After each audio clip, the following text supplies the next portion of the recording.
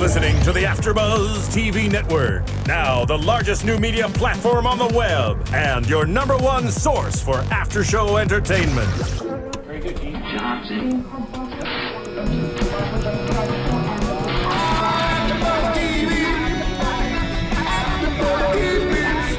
The AFTERBUZZ Studios in Los Angeles, California. Presented by Maria Menounos and streaming live thanks to Akamai Technologies. This is AFTERBUZZ TV's Bates Motel After Show. We'll break down tonight's episode and get you all the latest news and gossip. And now, another post-game wrap-up show for your favorite TV show. It's AFTERBUZZ TV's Bates Motel After Show. Oh. All right, welcome to Bates Motel AfterBuzz After Show, episode number 3. Caleb. Yeah. We got a little can't hold us right there. Yeah. By Malcolmore? By Macklemore. By Macklemore. Or as San Filippo says it, Malcolmore. Yeah, don't correct me in front of people. Tomato. Yeah, right. Either way, we like the song. Honest, your kid said that, right? Your little one said I'm not that. going to put it on my stick. That's mean. Well, welcome to Bates Motel, episode 3, Caleb. I'm Joe Sanfilippo. I'm joined as always, but that's not true. As recently always, by the great, magnificent, munificent, phenomenal, currently conscious Nando Velasquez. Thank you, Joe. Thank you. Yes, hello, everybody. Hi. Also joined by the hopefully whose car is fixed. Yes. Kaissi. Yes, it is fixed. I am here. We can continue. All things are good. All right. We are not joined by Joseph Braswell. He is currently in the great city of Denver, in the great state of Colorado, debauching, I would imagine, an entire city populace. So if you're in Denver, give Joe a call. I'm sure he'll love to buy you a drink. Did he go there to buy marijuana? I'm not sure, but I would imagine that you've just earned Joe a trip for their TSA. Suddenly, Joe gets the special red star on his ticket, and he gets a cavity search. Oh, that'd be hilarious. Oh, I love it. All right, so let's talk about this show. This is, as Joe Braswell would say, is a crackerjack episode in my estimation. What does that mean? There's like a prize at the bottom? If you dig deep, yeah, you got to dig around, and you got to waste a lot of the crackerjacks because they fall out. But yeah, that's his way of saying it's a great episode. Got it. What did you think, Kaissi? You know what? I like the episode. I will say that there were a couple of moments in this episode that I felt were a little too soap opera-y. And we'll get into it. It was the very, very end reveal that I felt was just kind of revealed a little soap opera-y. And also the character of Zane. Is it Zane or Zach? Zane. He's kind of this, I don't think he's going to last very long. He's kind of this over-the-top, cliche mobster guy. There's something about him that really gets under my skin. And I don't normally say, negative things about the show because I love the show. But there were a couple of things. Other than that, the episode was good. I loved Emma in this episode, too. She was good. Yeah, we'll get into that. We'll get into that. You know what? It's funny about a show like this because when you have such a high level of character work and the writing is so high level, when there is someone who's two-dimensional, it's glaring. Mm-hmm. It just, which of these is not like the other? Yeah. It just kind of like, oh. And I can't tell if it's intentional because I would think that Carlton Cuse would know better than to make just this cliche mobster guy that's taking over for Gil. There has got to be either they're setting up to kill him real easy, or it's just weird. It's weird. He has no layers. Everybody has all these layers. He's just there. He's Pontiac GTO guy. I don't think we've seen enough of him to really see layers. I disagree with you a little bit on Zane. I'm not saying I love him. If anything, he's a character you love to hate or you love to not like. I mean, even, Reno is saying, oh, God, we got Zane. So they already set it up that this guy's going to be an a-hole. And that's pretty much what he's delivered. So I don't see him as a two-dimensional character per se, but definitely he is trying to emulate Scarface a bit, and he's all about revenge, and that's all we've seen of him so far, just 2 or 3 scenes. He pops in, causes a little bit of havoc, makes Dylan and Reno do things that they know they're going to regret, and then disappears. You got to think that's a great point. You got to think that there's these guys who are involved in this kind of a burgeoning trade they don't come from old organized families. These are relatively new to the game guys. Yeah. Mm-hmm. They've got to be. They grew up on these movies. You're right. They got to be watching these movies like Godfather and Goodfellas and Scarface and going, All right, that's how you do it. Okay, good. All right, I got it. I grew up in New York, so in Brooklyn, everybody in Brooklyn watches The Godfather and Goodfellas, and they're like, oh yeah, especially That's how I walk. That's how I talk. all Fantastic. The second, yeah, all the Forget about second it. generation Italians are like, yeah, that's the way it should be. That's so serious. That's the way it should be. It is funny, isn't it? It is. It's a bizarre thing, but it's totally true. Well, I thought this was a great episode. I really, really, really, I love what they did with Emma. Like you said earlier, I think that I want to get into Emma a little bit later on. I think that this was her episode in a lot of ways, and then obviously Caleb and Dylan. The thing was written for them. So should we jump right into Caleb and Dylan? Yeah, sure. Let's talk about it. What do you got? What do you got? Well, for me? I mean, first of all, the big reveal at the end, which I know you want to get into. Let's get into it. I mean, the big reveal at the end is, well, first of all, before we can get into that, let's just say we all figured out. I didn't listen to the podcast last week, but I'm sure we all were figuring out. Oh, if this is the brother, then this is the guy who had sex with Norma. We that talked Norma about it last. We predicted that last season. Do We you did. remember? That he was going to come. That he, He was well, no, gonna- that he was going to come. That he was also Dylan's. Pop. Yeah, I do believe Yeah. that we did do that. So Yeah. Yeah, remember, you were not there, but we talked about it in episode 1 of season 2 as well. But Braswell was asking, do you think that, Norma's brother is Norman's dad? But Yeah. then we were thinking, and also you mentioned about the fact that it was Dylan, and it would explain all the animosity that Norma's had towards Dylan, that she never really accepts him as his son. Yeah. And then bam, there it is. There we go. And we do see the resemblance between the two actors anyway. But it was just a really interesting. I would say that reveal, it was a little bit soap opera-y, and for some reason it surprised me. Do you Even want- though we predicted it, it still surprised me. Wait Does a that second. make sense? Here's why it felt soap opera. It's not soap opera. It's the movie Soap Dish. Do you remember the movie Soap Dish? I love Soap with Sally Dish Field and Elizabeth Shue. and Elizabeth Shue. Yes. Vaguely. Okay, what was who was the male lead? Robert Downey Jr. And who played opposite Sally Field though? Oh, my brain is far. Anyway, they have a daughter together. Elizabeth Shue, it turns out, is his daughter. Mm-hmm. And the last scene when he's going to kiss her, that's the exact same scene. You can't kiss her. You can't ever kiss her. She's your daughter. That's That's right. I that's remember why that this felt scene. soap But opera. it was so, it was the scene where Norman gets Dylan and he's on the ground, and then she's like, no, he doesn't know better. It's his dad. And then Dylan is on the ground, but then looks up and he has this weird expression. I'm just waiting for that music, dun dun dun, to come and dun, and all these quick close-up shots. It was just a little bit. I love that Carlton Cuse does all of these big reveals and has all these cliffhangers at the end of each episode because it makes you want to watch the next one Right. so quickly. This was just a little bit too much. It's a little bit too cheese whiz on top. You felt there was some. You felt there was some aerosol cheese. Just a little bit. All right. Just- Well, let me toss this out there. Let me tell me what you think. Now, it seemed to me that Dylan, throughout this episode, needed something from Caleb. Like in the beginning, it's confrontational. He's like, listen, man, I'm going to be here tomorrow too. So you might as well just tell me what you want. Okay, I'm her brother. But from that moment, it seemed like he just wanted to soak up all the Caleb he could get. Yeah. They meet in the street. No, I can't go fly fishing. Although my grandfather was into fly fishing. That's cool. I've always wondered about that.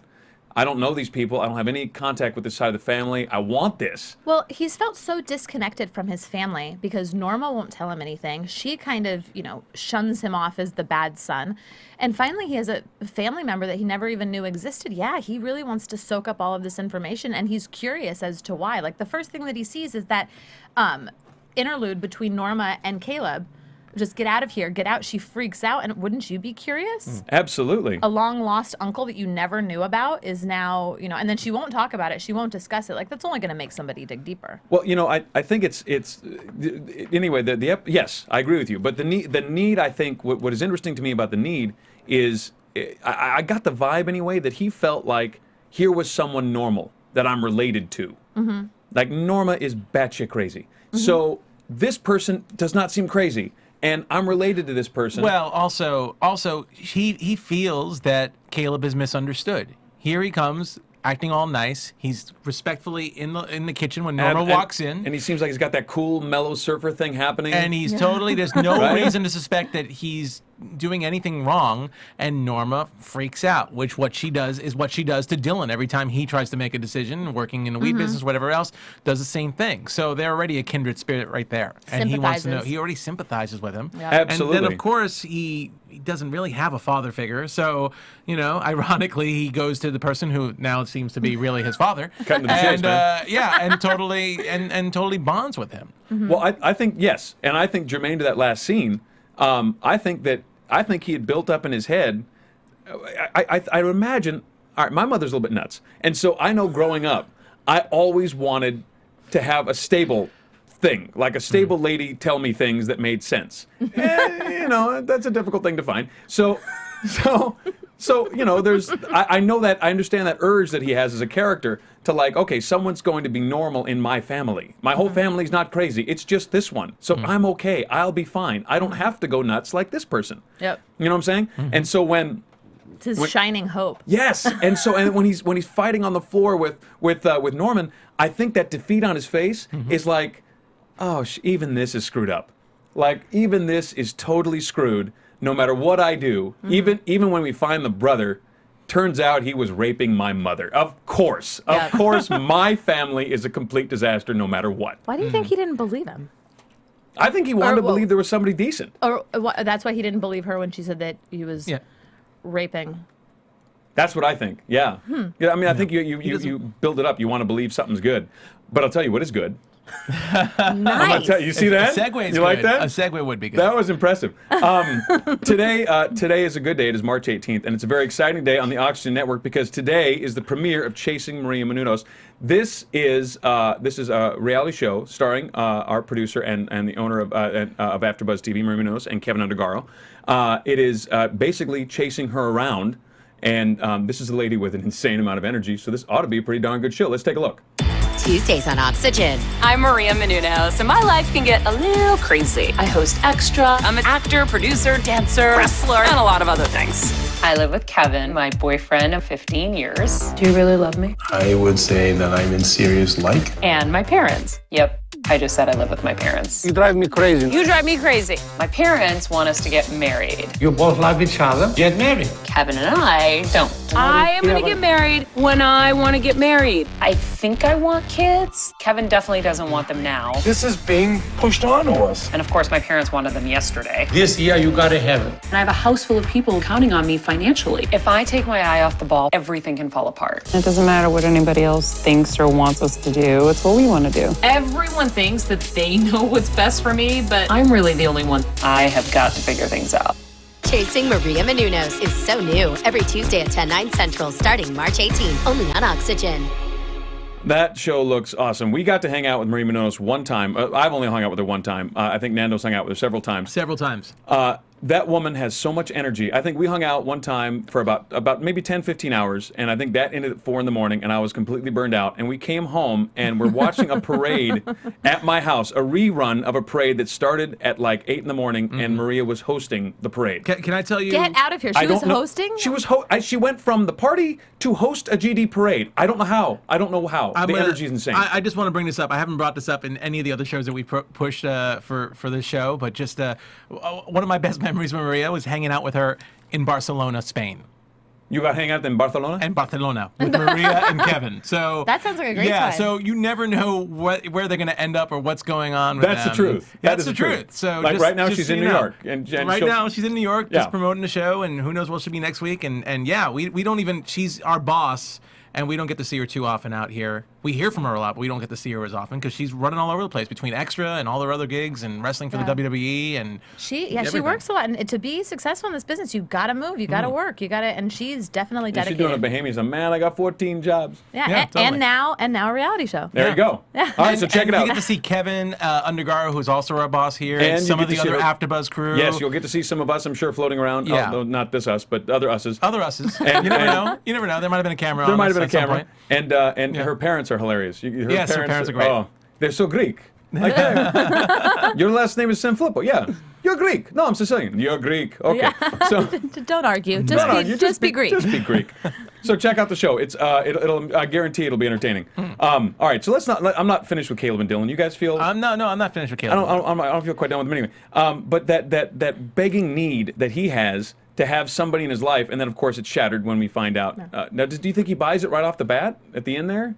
Do you think he No. believes? I think that there's a lot of concessions that he's willing to make, because when he was having a beer with Caleb and he revealed the real reason why he was here, he, is in Which Costa was also Rica. a very soap opera-y type of plot line there. I've got money. I need. Essentially, what he was saying is, I had this opportunity, but under the surface, I was like, oh, he's just coming because he wants money. He raped her, and now he wants money, but he's gonna. So I thought Dylan would be like. I thought that's when you'd be like, oh, this guy is really just after money, but still, he gives him the money. Yeah.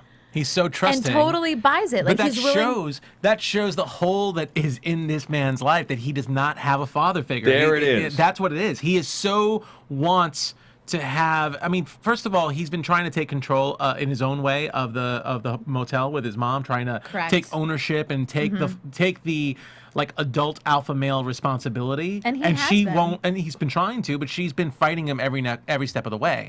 Now here comes this man who is related to Norma, and again, misunderstood just like him, and he sympathizes with him, and he so wants this bond so much, he's willing to give him $11,000, maybe 15 by by next couple of weeks, whatever. Next couple of weeks.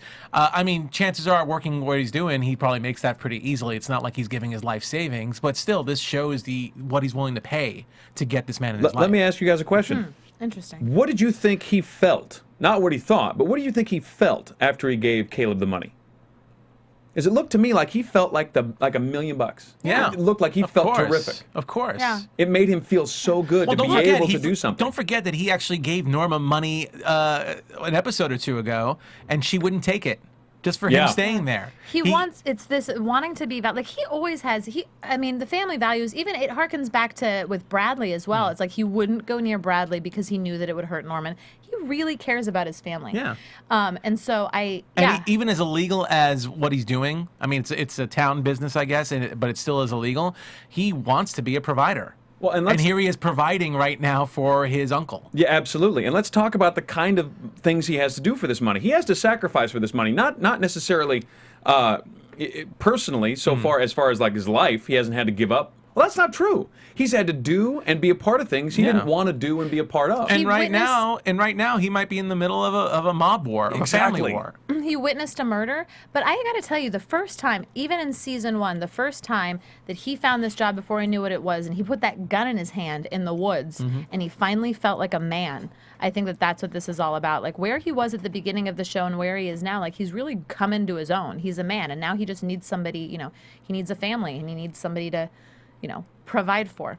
It's interesting to see what Caleb, even as dysfunctional as this relationship is going to have to be, I feel like Caleb's going to give Dylan something, like, you know what I'm saying, even if it's just guidance or a little bit of modeling. How do you think Dylan is going to react now that he knows that Caleb, like, once he finds out that Caleb is actually his dad, like, next episode, what do you think is going to happen? Do you think he's going to let it go, or do you think he's going to kill the guy? Oh, I don't know. Because he can take two very different roads right here. The previews, it didn't seem like he was going nuts. It seemed like he was like, Caleb was saying in the previews, he's like, it wasn't like that. That's not how it was.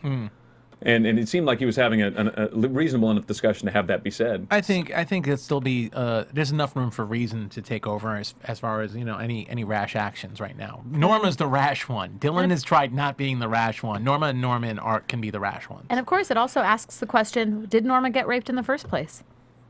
Was she even telling the truth? Because that could be another reveal. That could be, all of this could be, because all she did was tell Norman this right before she was going to the prom. So you think there's a possibility that Norma and Caleb were just having at it, brother and sister? No, maybe it wasn't true at all. Oh, maybe it's all fantasy. Yeah, maybe Norma was just making it up. Oh, man. Norma, it's interesting because you see kind of a different side with Norma this episode. You see her kind of have a friend this episode with Christine. Christine. Let's talk about that, yeah. So this episode, which I found that a little bit funny too, and maybe a little bit soap opera-y, when Norma was checking to see at the very, very beginning of the episode, she was checking to see if she made it into the play. And all of a sudden, Christine walks out, this lady that she doesn't even know, but from the audition, who did the casting, and she apologizes and quits. She's like, I'm so sorry you didn't get in. It was such bullshit. I quit. What? That hardly seems real. Well, I first thought that was a dream, actually. I thought Yeah, Norma was dreaming. It's like, you really are good, but so good that people will quit their jobs over you because you didn't get the part. Yeah, and it goes politics. it goes back to how, like, like town is really, really weird. Like, people are oddly attracted to Norman and oddly attracted to Norma, and it's just like, that was bullshit. I'm gonna quit my job, and now we're gonna become best friends, and at 11 o'clock you and I are gonna go have a drink. Norma doesn't really know how to react to this. I don't think that she's had very many female friends in her past, just by the way that she was reacting. Well, there was a bit of a flirtation between the two of them. I kind of was wondering if there was something sexual going on between. Maybe it's the guy looking at this thing going, Vera Farmiga, this girl, okay, yeah, or maybe not. But I just thought she was getting a little too chummy with her a little bit there. I don't know about all that. Although I don't say it wouldn't be a bad idea. I'm not saying that, But what I find interesting, when you take money out of the equation, it doesn't seem like Christine has any problems with money. And you kind of, like, okay, you're a socialite. Your husband is clearly in charge of making the money, and as far as you know, you probably have lots of it. So, although it does seem to me like it's very much a hollow shell. I don't know if there's anything going on underneath. I have my suspicions that Philip and Christine might not have all the money they're pretending to have, But then, if you're doing something, if assuming that the money is real and she has all that money and she's in that position, then if you're doing something, you're doing it because you want to, and you don't need to direct the show. It's not like you need the $2,500 stipend that I'm sure that the community theater has come up with to pay the director, for all the hours and hours and hours you're going to put in. So if you don't need the money, then you only do it because you want to. And if you got somebody, you got Marge, the housewife, saying that no, it has to be Judy because she's my best friend. Well, you know what? Screw you people. I'm not playing. I'm not interested. And then you can do it on your own. And I'm probably going to pull my money out of it too, and that'll be that. Interesting. I have a different reason as to why that happened, and I'm going to save that for predictions. Oh, well, there you go. Okay. But yeah, I definitely think that there's something else up her sleeve. Because Up Christine's sleeve? Yes. Somebody doesn't make a move like that unless they're trying to get close to somebody quickly. Somebody doesn't call and is like, hey, what are you doing today? You're coming to a garden party. You're going to see what the real people of Pine Ridge, Pine Grove, Pine Tree? Pine Sol? White Pine? White Pine. You're going to see what the Pine cone. It smells really good in here. You're going to see what the real people of White Pine are like, and it's just, and now she also has her brother, her brother Christian, who's played by Michael Vartan, who was on Alias for all of those Alias lovers and watchers. Did you used to watch Alias? I did not. What? I didn't. Come on. Did you? Alias was great. So good. Yes. Yeah, she kicks ass every you, Marissa. episode. All right, Marissa CIA? Serafini. Our producer bumping in. Ladies and gentlemen, to Marissa school Serafini. Joe. What's up? To scoff at my lack of Alias knowledge. Maybe it was because you didn't introduce her at the beginning of the show. Marissa Serafini. It would be awesome Yes, if the Flipper. entire time on YouTube it's been a close-up of my nose. Like, that's all it's been. There's like one the left producer eye. has all the power. Right? That's Yes. it. And forget to introduce me again, pal. See what happens. Yes.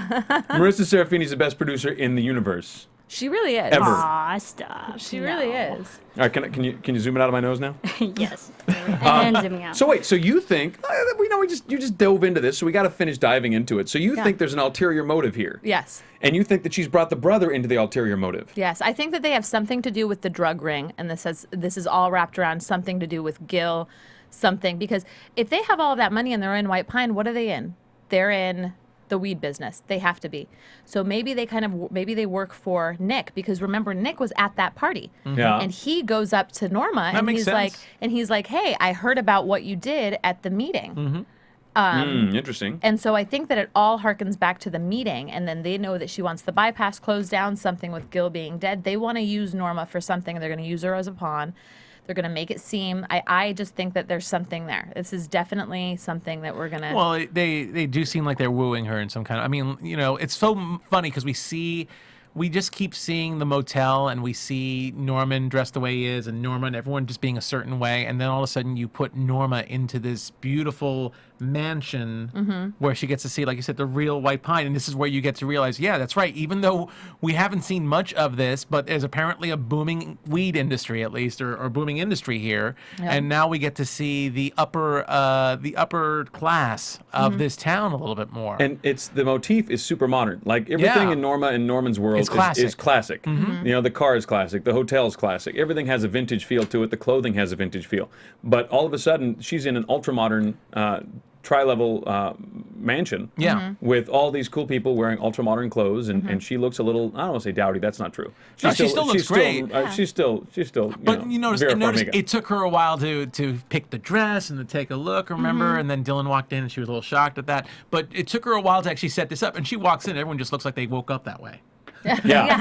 Everyone in there is just like, yes, we're always like this. We don't need an hour or two to prepare for our outfits. They're just put on us by our servants. Casually fantastic. Yes. But you can tell she's also a little intimidated walking in there. Yeah, but within minutes, she's charming the socks off of everybody, and everybody's laughing at her Grand Canyon jokes, and she fits right in. You know, and then she's giggling and eating desserts with Michael Vartan's character out on the. I just think that they're going to propose something, ask something, and I also think it's going to be in direct opposition with whatever it is Dylan is doing.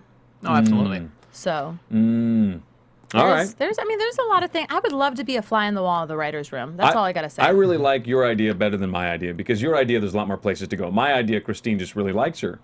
And that's my idea is just, it's a little naive, maybe. A little surfacey. My idea is the show just goes to Cinemax on Friday nights. That's about it. That's all my idea. But what's really funny is that I think that your idea, Sanfilippo, is actually also Norma's idea. I think that Norma actually thinks that this lady is she's not thinking, hey, what's up her sleeve. And you're just as naive as Norma is. Well, you know in what this it comes situation. from? That comes from an ego thing. That's like, I am fantastic enough for these people just to like me.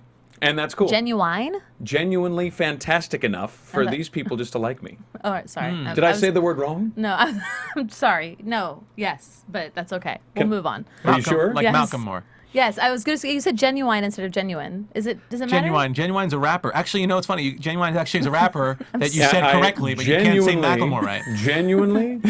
Genuine. Yes. Can we move on? Yes, I said that earlier. I feel like we're getting bogged down. I'm genuinely confused. All right. So let's talk about Norman here. Norman gets a little hand on his leg today. We learned some stuff about Norman. That was fun. Norman is most definitely not gay. At least so far. He seems very vehemently against that idea. If he blacked out, who knows what would happen in that situation? Yeah, we don't know. Do not put your hand on his leg. Don't put your hand on his leg and have him black out on you. All bad. Yes. Very, very, very bad. Mother, I've done something. I don't know. I don't know what. So Norman, let's talk about Norman and Cody. Yes. Yeah. Cody is the girl from the check cash. Yes, Cody is the girl from the checkout cashier from last week. He bought all the stuff from Mom. Yes, all the stuff from Mom that was really for Bradley. The dying breed type. Yes, exactly. And now all of a sudden, this is a small town. All of a sudden, she's popping up everywhere. So she is showing up like crazy. So she's over when he's going to quit the community theater play because his mom's not in it. He doesn't want to do it. All of a sudden, he bumps into her, and she somehow convinces him to join tech. He's getting a little enamored with her right then and there.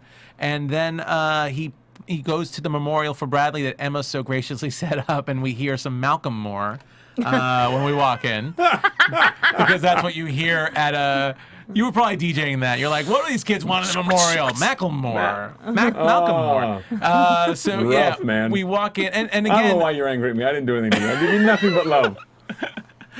But I love this because while we have Norma walking into this beautiful mansion that's so not her style, we see Norman pretty much going into a situation expecting to see a lot of... I mean, we kind of presumed that Bradley was a very popular girl in school from the first season, at least. Even though she got a little crazy this season beforehand, we thought she was very popular. So we figured it'd be... I mean, Emma's busy setting up this memorial, and we go in, everyone's just doing a kegger, hanging out. Blasting music. Very Heathers, wasn't it? Like, oh yeah, she's dead. We can do some keg stands or what?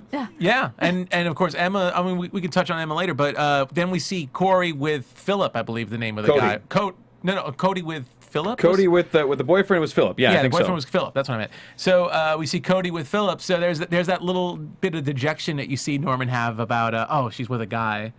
Even though he's looking really oddly at her, till the whole hand on the knee thing. Yeah. And I like that he's just sitting next to them while they're making out, like doo doo doo. Yeah. That's such a teenage kegger kind of thing. Again, it's like Norman looks so different. I'm really glad the one thing that she does that no one else has really done.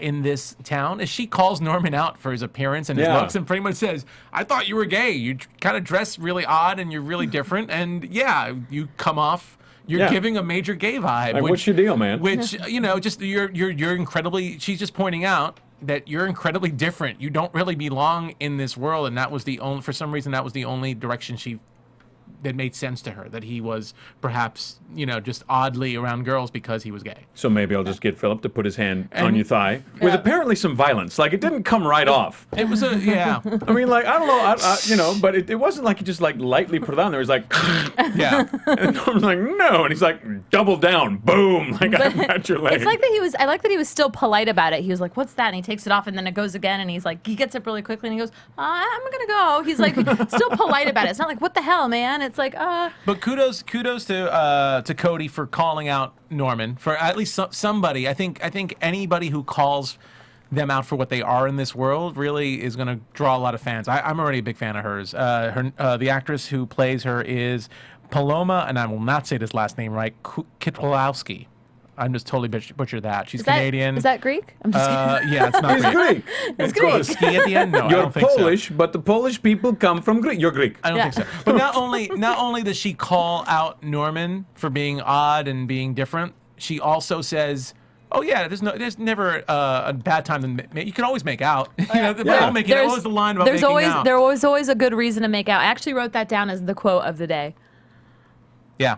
So but there's always a good reason to make out. Yep. Oh yeah, there's always a good reason. There's always a good reason to make out. Yeah, we'll just cut over to me. We'll just let them go ahead and experience good reasons. What I thought was interesting, one of the things I thought was interesting about Cody is she walks back home with Norman, but she seemed a little tweaked out about her house. Like, he gets her there and he's not invited in, and the window's open. That's how she's going to get into the house. And Dad's there, Mom's. It's just me and Dad. And nice to see you. I can get back in. Yeah. Oh, you had to sneak out? No, I can go out. Okay.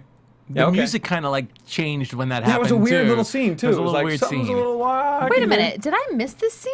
Was this the scene at the end of the party? This was the scene after he walked her home, when he got her to her house, and there was a red light on. I totally missed that scene. You were still stuck on the makeout line. You were busy writing down meticulously that it's always okay. It's always okay to make out. That's a great line. It's a great line, and you missed that whole bit. Are other things going to happen in this show? I hope not. I hope not. Just the making out part. It took me a long time to write that line. All right, I want to talk, before we wrap this all up, I want to talk about Emma, because I think this was Emma's episode, and I don't think she's getting enough love from us right now. This whole idea, this beach party, was Emma's idea. And, you know, here's a gal who we know is staring death in the face every single day. And, you know, the most popular nemesis, essentially, you know, and you know, Bradley had no idea that she was Emma's nemesis, but she was, you know, is dead. And she's the only one who seems to give a shit. Everybody else is heathering it up. You know, they don't care. Emma had a great line, too. Do you know which line I'm talking about? I don't know which one you're talking when about. When she's standing in front of the altar and she was like, because I'm a bad person because she's dead and I still hate her. Still hate her. Still hate her. That was sad. Or I think she might have said, I still don't like her. Yeah. But it was very, very honest, genuine moment. And Emma plays such an adorable little drunk, doesn't she? Oh my God, it was such a great scene. Her being drunk. Yeah, she's such a cute little drunk. With weed salesman, weed guy. I don't know. I think his name was Gunnar, but I'm not sure. He's been in other things. Cupcake boy. Yeah. I got to tell you, there's no matter how cute you are, when you start puking, you stop being cute. That's just how that works. Girls, I'm letting you know. I'm gonna write this down. Write it down. It's important. I will say, for someone bringing an oxygen tank around with her and still having the apparatus hooked up, she gets to do a lot. She really does get to do a lot. She was like running around a little bit on that beach with. She was like trailing that thing. That thing's like bouncing like off balance into with the sand. Yeah, with the sand and everything. Yeah, I wouldn't expect someone to be doing that on the beach. What I thought was interesting about her in this deal with Cupcake Boy, whose name I honestly don't remember, is I had it on IMDb. I'll pull it up. It's just how. Oh, by the way, Kevin Kline. Kevin, thank you. Gosh, it was making me nuts. Sorry, Kevin people. Kline. I just had 25 minutes later. Thank you. Yeah.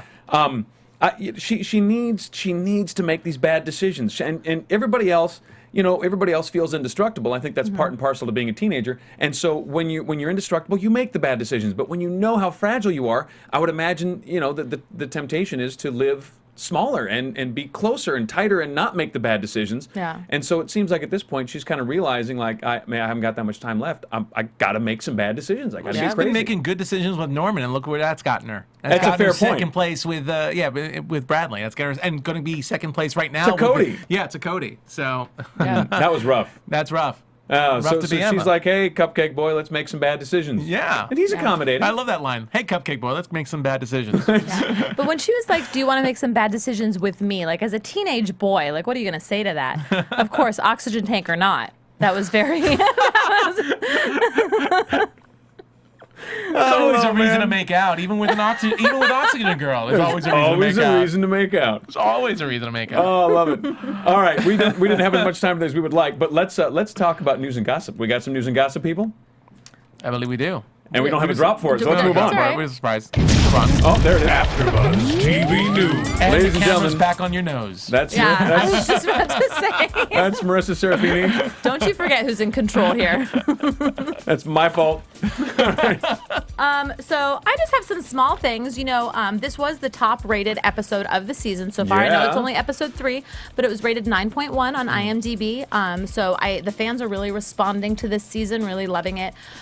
Bates Motel has an amazing following. It's doing really, really well. I just want to talk for a minute about, I read a couple of reviews, and if I can find it here. The first one was from Ed Blackadder, I'm going to say that wrong, from Influx Magazine. It wasn't a very good review. It was just kind of cookie cutter, and you can kind of tell the people that are writing these reviews are not fans. They're not really fans of the show at all. I feel like Michael Stallman, who wrote for All That Epic, wrote a review about Bradley, and he really kind of just tore her apart, and he said that last episode she did the best thing that she's ever done on the show, which is left the show. Which I just feel like, I feel like coming from what she was doing before, what's the actress's name? I have to pull it up. It's Nicola Petz. Nicole, I feel like she played this role so well, and she had to go to those places that might have been a little bit annoying, and I think that if she got under our skin, it was only because that's what her character was meant to do. So I just find it a little bit, as somebody that really is a fan of the show, I find it a little bit cheap and disheartening that there are all these kind of bad reviews. But, with anything good, there's always going to be that, that bad press. Well, let me just say, with all due respect, screw them.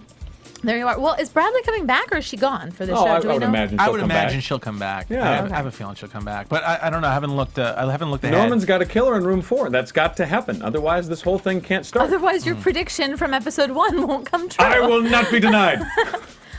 So I was doing this. I've got a running death toll.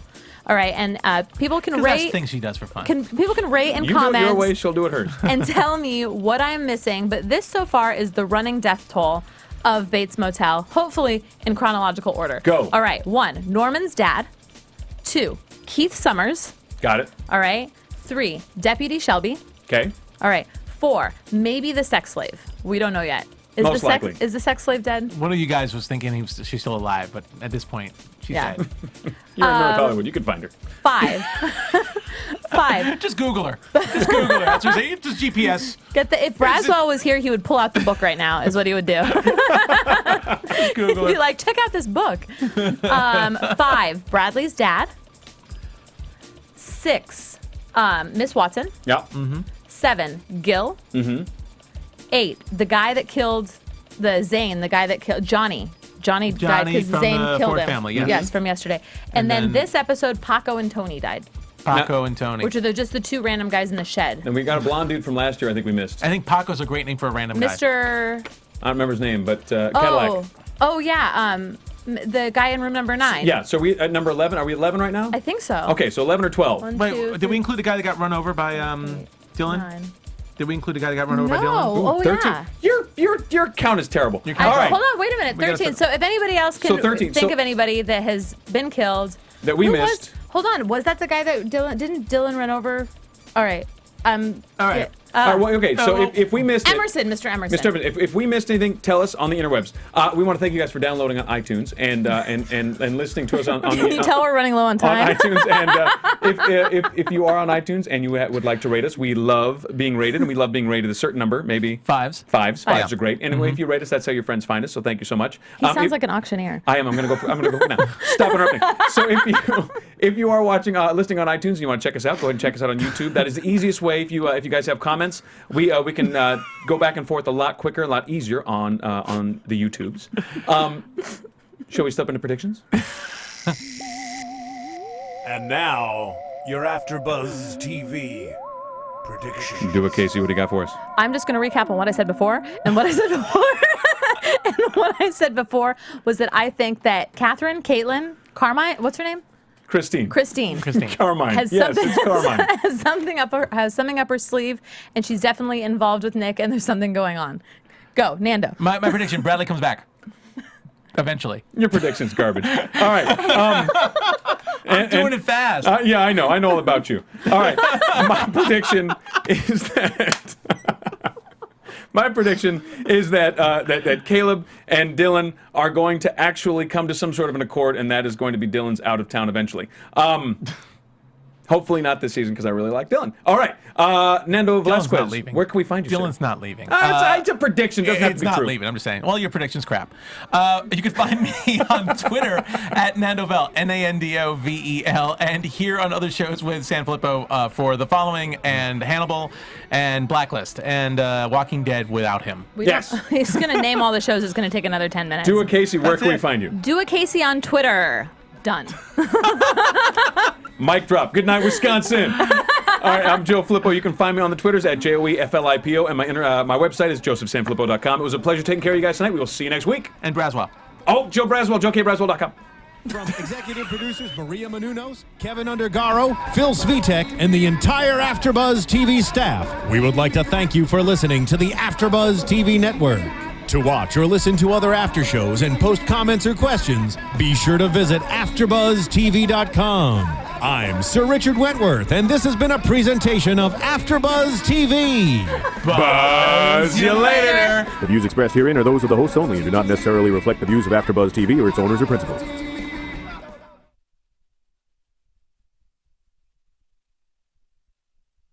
Thank you for watching AfterBuzz TV on YouTube. For more of your favorite after shows and interviews, subscribe to our channel here, and be sure to share your opinion on the episode in the comment section below here. We'd love to see what you guys are buzzing about. Thanks again. Buzz you later.